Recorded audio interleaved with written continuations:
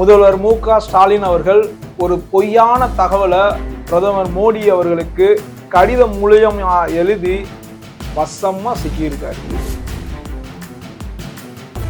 மத்திய அரசாங்கம் தமிழ்நாட்டிற்கு நிதி ஒதுக்கல, ரயில்வே துறைக்கு நிதி குறைந்த அளவே ஒதுக்குதோ அல்லது தாமதப்படுத்துது என்பது சொல்றது முற்றிலும் பொய். குறிப்பாக ரயில்வே ப்ராஜெக்ட் தமிழ்நாட்டில் பல இடங்கள்ல நடந்து வருது. அது மிகப்பெரிய அளவில் தாமதம் ஏற்படுவதற்கு காரணம் இங்கே ஆளும் திமுக அரசு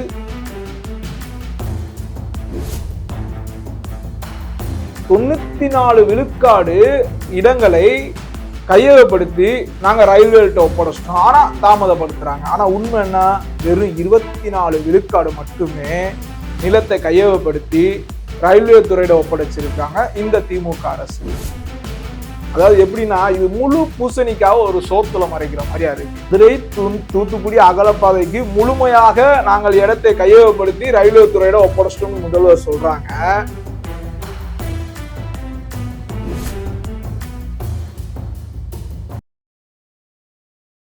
முதல்வர் மு.க.ஸ்டாலின் அவர்கள் ஒரு பொய்யான தகவலை பிரதமர் மோடி அவர்களுக்கு கடிதம் மூலம் எழுதி வசமா சிக்கியிருக்காரு. அதாவது எப்படி வழக்கம் போல தமிழ்நாடு பிரச்சார பொதுக்கூட்டங்களா இருக்கட்டும், மேடைகளா, கட்சி மேடைகளா இருக்கட்டும், இது அறிக்கையாக இருக்கட்டும், மக்களை ஏமாற்றுவதற்காக மத்திய பாஜக அரசு தமிழ்நாட்டிற்கு ஒதுக்க வேண்டிய நிதியை ஒதுக்கல, மத்திய பாஜக அரசு தமிழர்களை வஞ்சிக்கிறது, மத்திய பாஜக அரசு தமிழ்நாட்டுக்கு எதிராக செயல்படுது அப்படின்ட்டு தொடர்ந்து இந்த தமிழக மக்களை பாஜக அரசுக்கு எதிராக திருப்பி ஒரு பிம்பத்தை கட்டமைத்து வரும் திமுக தலைவரும் முதல்வர் மு.க.ஸ்டாலின் அவர்கள் இப்போது கடிதம் மூலம் நேரடியா பிரதமருக்கே எழுதி இப்ப அந்த கடிதத்தில் குறிப்பிட்ட ஒவ்வொரு வாக்கியமும் பொய் என்பது அம்பலமாயிருக்கிறது. குறிப்பாக ரயில்வே ப்ராஜெக்ட் தமிழ்நாட்டுல பல இடங்கள்ல நடந்து வருது. அது மிகப்பெரிய அளவுல தாமதம் ஏற்படுவதற்கு காரணம் இங்கே ஆளும் திமுக அரசு அந்த நிலத்தை கையகப்படுத்தி இன்னும் ரயில்வே துறையிடம் ஒப்படைக்கவில்லை என்கின்ற குற்றச்சாட்டு ரயில்வே துறையிடமும் மத்திய அரசாங்கத்திடமும் உள்ளது. இப்ப அந்த கடிதத்துல முதல்வர் அவர்கள் இந்த ரயில்வே துறை சார்ந்த அந்த கடிதத்துல என்ன எழுதியிருக்காரு, அதற்கு மத்திய அரசு என்ன விளக்கம் கொடுத்திருக்கு அப்படின்றத பார்க்கலாம். ஃபர்ஸ்ட் மத்திய அரசாங்கம் தமிழ்நாட்டிற்கு நிதி ஒதுக்கல, ரயில்வே துறைக்கு நிதி குறைந்த அளவே ஒதுக்குதோ அல்லது தாமதப்படுத்துது என்பது சொல்றது முற்றிலும் பொய். காரணம் என்னன்னு கேட்டீங்கன்னா, 2014 பிரதமர் மோடி அவர்கள் ஆட்சிக்கு வருவதற்கு முன்பு ஆண்ட காங்கிரஸ் ஆட்சியுடன் தற்போது ஆளும் பாஜக ஆட்சியை ஒப்பிடும் பொழுது தமிழ்நாட்டிற்கு 8.5 மடங்கு உயர்த்தப்பட்டதற்காக மத்திய ரயில்வே துறை விளக்கம் கொடுத்திருக்கு. 2026-27 ஆண்டிற்காக மட்டுமே 7,611 கோடி ரூபாய் மத்திய அரசாங்கம் இந்த ரயில்வே துறைக்காக தமிழ்நாடுக்கு ஒதுக்கி இருக்கு அப்படின்ட்டு மத்திய அரசாங்கம், மத்திய ரயில்வே துறை விளக்கம் கொடுத்திருக்காங்க. அடுத்து பிரதமர் மோடி அவர்களுக்கு எழுதிய கடிதத்துல முதல்வர் மு.க.ஸ்டாலின் அவர்கள் குறிப்பிடுறாங்க, 19 முக்கிய ரயில்வே திட்டங்களுக்காக நிலையெடுப்பு செய்ய வேண்டிய 1,273 ஹெக்டேர் பரப்பரப்பு நிலங்களில் 1,198 நிலங்களை, அதாவது ஹெக்டேர் பரப்பளவு நிலங்களை நாங்க கையகப்படுத்தி ரயில்வே துறையிடம் ஒப்படைச்சிட்டோம். சுமார் 94 விழுக்காடு, அதாவது ரயில்வே துறைக்கு தேவையான 94 விழுக்காடு இடங்களை கையகப்படுத்தி ரயில்வே துறையிடம் ஒப்படைச்சிட்டோம். ஆனால் ரயில்வே துறையால் நில திட்ட அட்டவணை இன்னும் வழங்கப்படல அப்படின்ற ஒரு குற்றச்சாட்டுக்கு மத்திய ரயில்வே துறை அமைச்சர் அவர்கள் அருமையான விளக்கம் கொடுத்திருக்காங்க. இதுலதான் முதல்வர் மு.க.ஸ்டாலின் அவர்கள் குறிப்பிட்ட விஷயம் தவறு என்பது அம்பலமாயிருக்கிறது. அதாவது ரயில்வே திட்டங்களுக்கு, தமிழ்நாட்டுல நடைபெற்று வருகின்ற ரயில்வே திட்டங்களுக்கு தேவையான மொத்த இடங்கள் 4,326 ஹெக்டேர் தேவைப்படுது. ஆனா இதுவரையும் இந்த திமுக அரசாங்கம் 1,052 ஹெக்டேர் நிலம் மட்டுமே கையகப்படுத்தி ரயில்வே துறையிடம் ஒப்படைச்சிருக்கு. இது மொத்த ப்ராஜெக்ட்ல எவ்வளவுன்னு பாத்தீங்கன்னா வெறும் 24% மட்டும்தான் இங்க ரயில்வே துறையிடம் நிலத்தை கையகப்படுத்தி இந்த திமுக அரசு ஒப்படைச்சிருக்கு. ஆனா முதல்வர் பிரதமருக்கு எழுதிய கடிதத்துல என்ன சொல்றாங்க, 94 விழுக்காடு இடங்களை கையகப்படுத்தி நாங்க ரயில்வேட்ட ஒப்படைச்சிட்டோம், ஆனா தாமதப்படுத்துறாங்க. ஆனா உண்மை என்ன, வெறும் 24 விழுக்காடு மட்டுமே நிலத்தை கையகப்படுத்தி ரயில்வே துறையிட ஒப்படைச்சிருக்காங்க இந்த திமுக அரசு.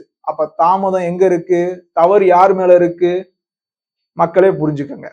அடுத்ததாக நிதி கொடுக்கல, ரயில்வே துறைக்கு சரியான நிதி வரல அப்படின்னு சொல்லிட்டு ஒரு உதாரணம் சொல்றாங்க. திருவனந்தபுரம் கன்னியாகுமரிக்கு இடையிலான அகல ரயில் பாதை திட்டத்திற்கு தேவையான இடங்கள் அந்த நில கையகப்படுத்துதல்கள அதுக்கான இழப்பீடு 289 கோடி ரூபாய் ரயில்வே துறை இன்னும் தமிழகத்திற்கு ஒதுக்கவில்லை.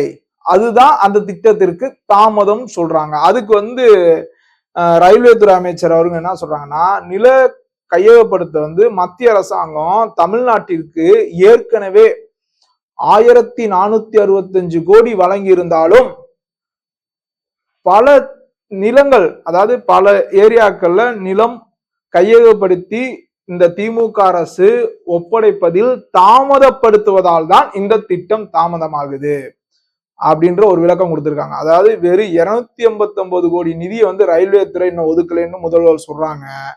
ஆனால் ரயில்வே துறை அமைச்சர் 1465 கோடி நாங்க ஏற்கனவே ஒதுக்கிட்டோம், இருந்தாலும் நிலம் கையகப்படுத்துவதில் இந்த திமுக அரசு தாமதப்படுத்துவதால் இந்த திட்டம் தாமதமாகுது அப்படின்னு சொல்லிட்டு விளக்கம் கொடுத்திருக்காங்க. அடுத்ததாக முதல்வர் மு க ஸ்டாலின் அவர்கள் அந்த கடிதத்துல குறிப்பிடுறாங்க, மதுரை தூத்துக்குடி அகலப்பாதைக்கு தேவையான இடம் முழுமையாக கையகப்படுத்தியாச்சு அப்படின்றாங்க.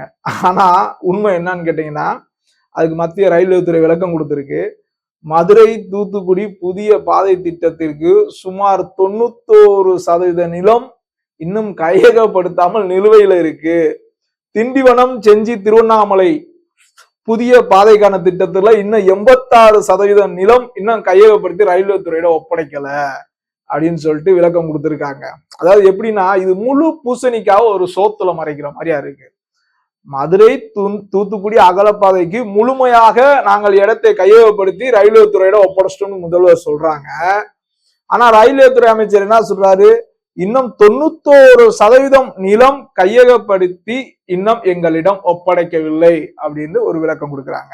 இது மத்திய ரயில்வே துறை கொடுக்கிற விளக்கத்துல, ராமேஸ்வரம் டு கன்னியாகுமரி புதிய ரயில் பாதை திட்டத்திற்கு 2019ஆம் ஆண்டு அடிக்கல் நாட்டப்பட்டு இருந்தாலும் நிலம் கையகப்படுத்த பணியை இன்னும் திமுக அரசு தொடங்கப்படவில்லை என்றதையும் சுட்டி காட்டியிருக்காங்க. இப்படி சவால்கள், அதாவது திமுக அரசு எங்களுக்கு போதுமான ஒத்துழைப்பு தரவில்லை என்றாலும் சரியான நேரத்தில் விரைவாக நிலத்தை கையகப்படுத்தி எங்களிடம் ஒப்படைக்கவில்லை என்றாலும் கூட புதிய ரயில் பாதைகளா இருக்கட்டும், இரட்டை பாதைகளா இருக்கும், 3 பாதைகளா இருக்கட்டும், 4 பாதைகள் போன்ற பல திட்டங்களை தொடர்ந்து மத்திய அரசாங்கம் அறிக்கை வெளியிட்டுக்கிட்டு தான் இருக்காங்க. அதுக்கான திட்டங்களை அமல்படுத்திக்கிட்டு தான் இருக்கும் அப்படின்றதையும் விளக்கம் கொடுக்குறாங்க. அதாவது நாங்க தமிழ்நாட்டை வஞ்சிக்கல, பிற மாநிலங்களோட ஒப்பிடைக்கல, தமிழ்நாட்டுக்கு இன்னும் அதிகமாவே செய்யறாங்கன்றது மத்திய ரயில்வே துறை அமைச்சகத்தோட இந்த அறிக்கை மூலமே அம்பலமாகிறது.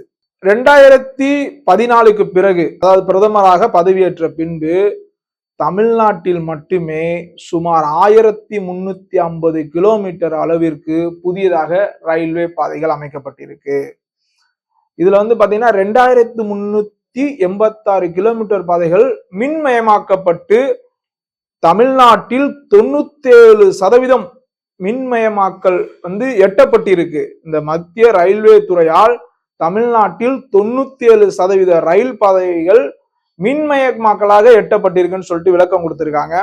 அந்த வகையில் வழக்கம் போல் திரு முதல்வர் மு க ஸ்டாலின் அவர்கள் மேடையில் மக்களை ஏமாற்றும் வகையில் பாஜக வஞ்சிக்கிறது, எங்களுக்கு பாஜக ஒண்ணுமே செய்யல, நிதி கொடுக்கல, தமிழ்நாட்டை பாஜக ஓரங்கட்டுது அப்படின்லாம் பேசிட்டு வந்தவர் நேரடியாக பிரதமருக்கே கடிதம் எழுதி அவருடைய கடிதத்தில் இடம்பெற்ற வாக்கியங்கள் ஒவ்வொன்றும் பொய்யானவை என்பதை அம்பலப்படுத்தி இருக்கிறது மத்திய ரயில்வே துறை. நன்றி, வணக்கம்.